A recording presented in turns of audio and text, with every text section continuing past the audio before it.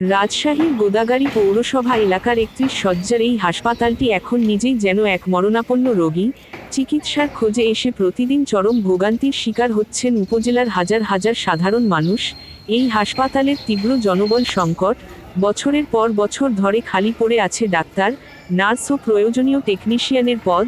এতে দূর দূরান্ত থেকে আসা রোগীরা ঘণ্টার পর ঘণ্টা অপেক্ষা করেও পাচ্ছেন না কাঙ্ক্ষিত চিকিৎসা সেবা।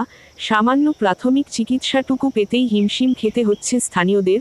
সংকটের এখানেই শেষ নয়।